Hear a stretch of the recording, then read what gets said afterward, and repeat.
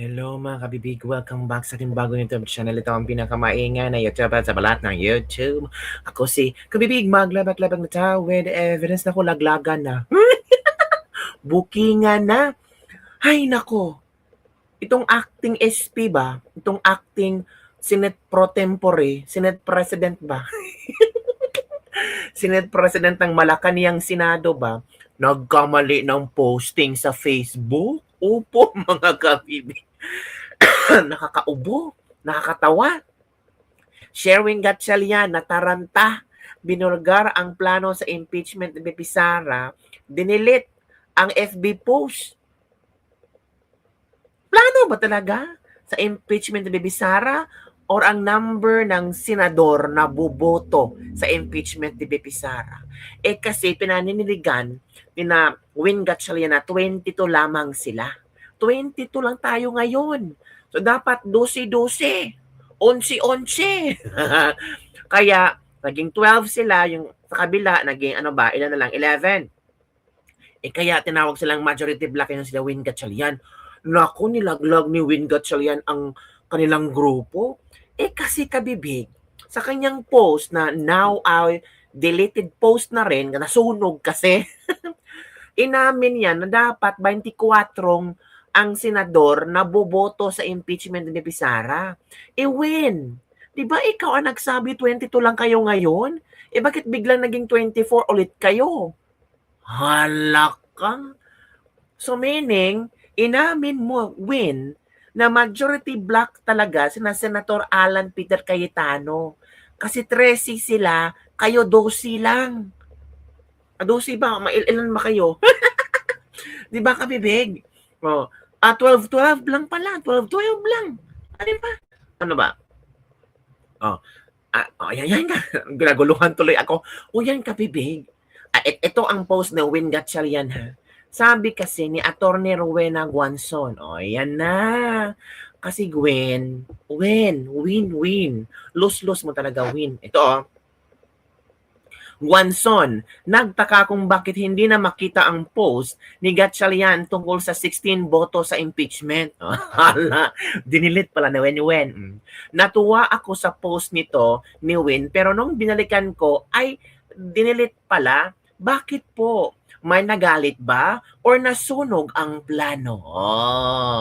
Diba? Nasunog ang plano. Sa naturang post, iginiit ni Gatchalian na ang 2/3 vote requirement ay malinaw na nakasaad sa konstitusyon at hindi naapektuhan ng anumang sigalot sa liderato ng Senado.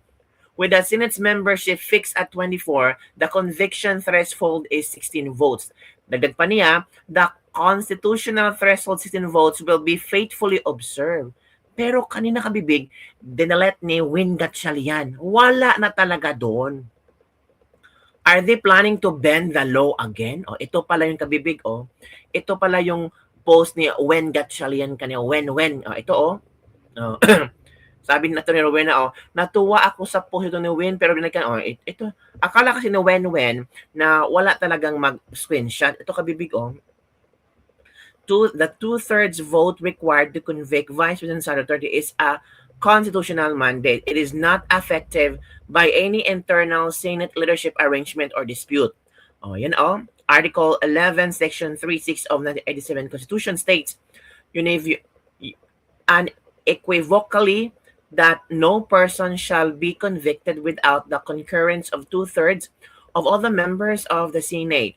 With the Senate membership fixed at 24, the conviction threshold is 16 votes, and it will remain 16 votes regardless of how many senators attend the trial, which block controls the chambers, or who presides over the impeachment court.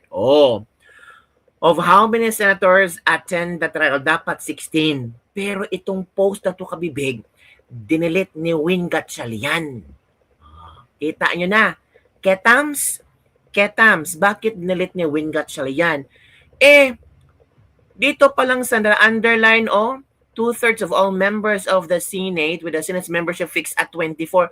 Dito pa lang, sinupal-pal na ni Win Gatchalian yung mga statement nila na 22 lang ang senador ngayon. Kasi si Jinggoy nakulong, si Bato missing or wanted or nawawala, hindi natin alam kung nasa nagpunta. Kasi nga, majority black sila, Win Gatchalian, kaya confident na confident. Ito ang nagpahamak ni Win Gatchalian. Kasi ang mga tao na nagtanong, tingnan mo Win, inamin mo na hindi kayo majority black, kulang kayo. Paano yan Win? 'Di ba? Paano yan Win Gatchalian? Pinahiya mo ang grupo mo. Hindi. Pinahiya kayo ng konstitusyon. Kasi you are bending the law. And because you're bending the law, ang konstitusyon na talaga, ang hinay-hinay, naglabas ng totoo niyong kulay. Napahiya kayo. Kaya napahiya si Win, dinilit niya agad ang post na ito. Kaya lalong nagtataka ang mga tao. Lalong ang mga tao ay nagtatawanan sa ginawa ni Win Gatchalian. Sabi na iba, yan ang acting Senate President niyo ha, hindi nga yan alam. Parang parang pinahamak niya ang grupo niya. Yan kasi. Huwag puro pahamak, Win. Ito ang komento ng ating mga netizen. Nakakaloka ang Senate President ng Malacanang. Alam na kasi na ang pagkamali na kabubuhan, laban bawi parang itbulaga lang. Ibaba daw nila from 16 going 13 para tanggal si Sara. Ito pa. Wala daw sa script yon, pinadelete ng director. Touch move dapat pag na-post na wala ng bawian. Sorry, pero screenshot na. So, matik kahit mag-13 sila, di na ma-impeach si Sara kasi need ng 16. Nakita ko din yan. Nagkamali daw ng post. Napindot lang po. Saan kunin ang 16? 24 talaga sila. Naguna na ang mundo ni acting. Yan kabibigan. Yung plano is to get 2/3 votes from 20 to 22 senators. Pero nagkamali si Win Gatchalian. Baka ipatulfo siya ng Tulfo Brothers. Both kasi nangyari dyan. Sunog na galit pa. Whatever they do to manipulate the number required to convict the VP, it means to be 16. Baka gawing 22 or 23, so 14 or 15. Hahanap na naman ng mga scheme to prove or to insist that they are right. Was able to read though, I thought Senator Win natauhan na, idinilit ka niya. Baka may iba na silang ruling na wow, mali pala itong si attorney. Di ba kabibig? Si Win Gatchalian talaga ang nagpahamak sa grupo niya. Paano niya Win? Ito noon tayo ha. Mga kababayan, kaya ito ay hindi hearing at ito ay committee meeting, consultative meeting, ay dahil kinikilala natin na hindi pa nahahalal ang lahat ng membro ng Committee on Public Accountability. Anak ng unggoy naman, Kala namin hearing. Nag-aaksaya lang kayo ng kuryente dyan, tapos yung gagawin nyo lang pala dyan, meeting. Ang dami naman place dyan, my goodness, ba't dyan nyo pa naisip mag-meeting? Correct. Kahapon lang interview mo, sabi mo hearing, tapos ngayon meeting. So, anong tawag dyan? Meeting for the flood control or flood control meeting? Aminin nyo na kasi na kaya nyo ginawang meeting kasi nga bawal kayong mag-hearing dyan. Kasi kung pagpipilitan yung mag-hearing dyan, pwede kayong kasuhan. Biruin mo, peking Senate President, saka peking Chairman. Pati ba naman position na nakawin nyo pa dyan? Sabi na nga ba, ang gagawin nila sa Senate, walang kwentang meeting. Tapos dumating pa si Tito Soto, umarte-arte, tapos nagpa-victim. Si Erwin Tulfo naman, patay mali siya sa 8 maleta, sarap kwelyuhan, dinaan lang tayo sa acting. Ang ginawa nila sa Senate, naghugas kamay, tapos siniraan lang yung mga marin. Kung meeting lang din pala ang gagawin nyo dyan, dapat nag-ano na lang kayo, nag-zoom. Kung magchichismisan lang din naman pala kayo dyan, dapat pumunta na lang kayo ng FB, tapos gumawa kayo ng chatroom. Kasi pwede naman mag-meeting sa park, sa food court, o kaya sa coffee shop. Doon kayo mag-meeting, magchismisan, tapos sama nyo si Matibag. Kasi nag-aaksaya lang kayo ng kuryente. Buti sana kung kayo nagbabayad dyan. Yung pag-aaksaya ng kuryente, di mo ba alam pag nanakaw din yan? Mga magnanakaw talaga kayo naman. Alam nyo, nagtaas na naman yung singil ng Meralco, tapos pag-aaksaya lang ng kuryente gagawin nyo dyan? Lang yan naman, meeting lang pala yan. Sa Senate pa talaga, meeting na nga lang, wala pang kwenta. Di nyo napansin, imbis na mag-imbestiga, naghugas kamay lang sila. Tapos pilit hinahanapan ng butas yung mga Marines pa. Nakatanggap daw ng 5 million each. Palibasa kasi gawain nila. Yung gawain nila pinapasa sa iba. Mga kababayan. Narinig. Ito pala Senator Gatchalian posted this hours earlier only to take it down shortly after. Nagkamali ba siya? Sinita? Given this background and to access to legal counsel, he certainly knows what is constitutional. But when the political forces become more powerful than the Constitution itself, it's not hard to imagine why a post like that suddenly disappears. Komento ni Phil Young husband. If the directive came from him, the VP can just ignore it legally. They have challenged the status quo but have not legally changed it by referring to the matter to the AC. Status quo is presumed regular unless declared otherwise by Supreme Court. Aminin na kasi na need talaga real legal background and not pretend to know legal matters. Tama. Little knowledge is dangerous. Dinilit na kasi may nagalit na booking yung mga plano nila. Buti na lang na i-save. People power is waiting. It means 16 or less conviction votes is still an acquittal. Sabi ng mga ni Edwel Castillo. Less than 16 is acquittal. Paano sila makakuha ng ganyan karaming votes or di nga sila makabuo ng legit na majority black na 13 eh. Sabi ni Joe na sino? Ito pa. 9 votes po ang acquittal, minimum. Mananakot sila para makuha. Tama po, sir. O, yun kabibig ha. Yan ay ilang komento ng ating mga netizen na tawang-tawa sa ginawa ni Win Gatchalian. Na booking tuloy si Win Gatchalian. O, yan. Kaya, Win, if ako sa'yo, huwag agad-agad magpo-post. Kasi masisira ang plano. O, ito si Atty. Matibag. Atty. Baligod. O, Atty. Matibag. Iba yung Matibag. Atty. Baligod, ang lawyer ng 18X Marines. Ano ang masasabi mo kay Win Gatchalian, sir? Ano sabi mo kay Win Gatchalian? Gatchalian. Ako, naniniwala ba kayo kay Win Gatchalian? Naniniwala ba kayo kay Win Gatchalian? Hala, wag daw maniwala kay Win Gatchalian. Matibag? Puro kasinungalingan yung sinasabi nila. Ano? Ang tagal nang bina-background check kami ng intelligence community, including cyber technical intelligence groups ng AFP, PNP, NBI, and even the intelligence group of the Presidential Security Command. Alam na nila lahat, no? So yung posibleng pati yung bahay ng girlfriend ng mga kasama ko. Pero lang 'yon. Pero sir, ano 'yun? What do you call the accusation? It's funny. It's funny. Not true.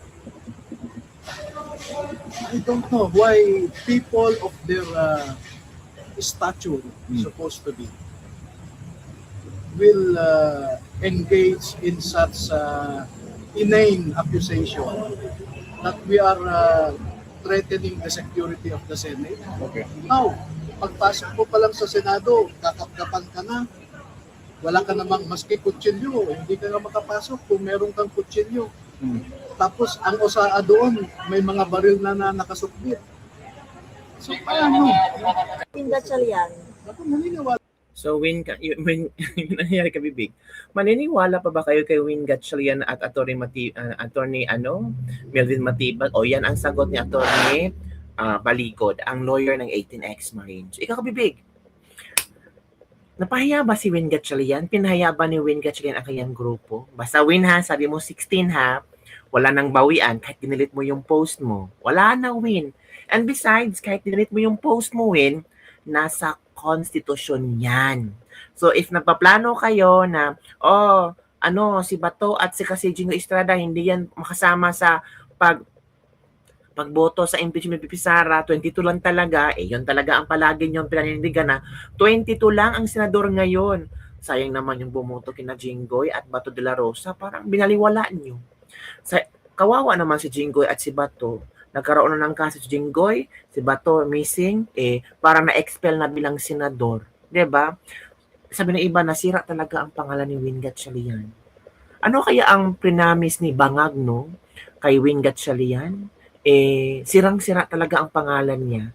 And itong si Win naman, feeling niya, marami ang gusto sa mga ginagawa niya ngayon. Pero hindi natin alam, Win, Kausapin mo ang mga masang Pilipino, ang mahihirap katulad namin, kung gusto pa ba namin sa'yo. Tingnan mo nga, nag-blue ribbon hearing si na Marcoleta versus sa inyo. Ang dami nanood kina Marcoleta, 60,000 views sa live hearing. Sa inyo, magkano lang? 6.7, 6,000 lang versus 60,000 nang nag-hearing kayo. 6,000 views. Nag-live si Senator Ben Padilla, nag-press con ang tawag dito, ang 18X Marines. Kinawawa yung views nyo. Mga tao lumipat sa 18X Marines. So it means, with that assumption, yung pag-iisip lang, Win, para yata wala akong hatak sa mga tao, para ang mga tao hindi naniwala sa akin. Isipin nyo yan. Kahit paano yung papababanguhin yung pangalan nyo, pupunta kayo sa mga nasalanta ng lindol, and so on and so forth. Sabi nyo, ibibigay namin isang sahod, isang buwang sahod sa mga nasalanta ng lindol. Hindi talaga ninyo yan. Parang ang mga tao ngayon, parang, wow, ayuda na naman, tatapalan na naman ng pera. Tama na, yun namin gusto yan. Oo. Gusto namin yung totoo. Gusto namin yung hindi yung kaplastikan. Kasi ang nakikita ng mga tao ngayon, puro kaplastikan. Pasensya na, Win. Nawala ka na sa listahan ng maraming Pilipino. Ngayon lang talaga namin nakikilala si Win Gatchalian na ito pala yung attitude niya. Ito pala yung kulay ng pagkapolitiko niya. Madali pala siyang yun yung kabibig. Don't forget to like, subscribe, and share this video. Baka ang promise ng administrasyon kay Win niya, pwede kang i-pair kay Risa Hontiveros. Kasi kinikilig daw si Win Gatchalian na pinipair kay Risa Hontiveros for 2028. Ay, ambisyoso. Walang boboto kay Risa, mas lalo sa iyo, Win. Kaya wag ka nang mangarap ng gising. Matulog ka na lang. Yun kabibig, bye.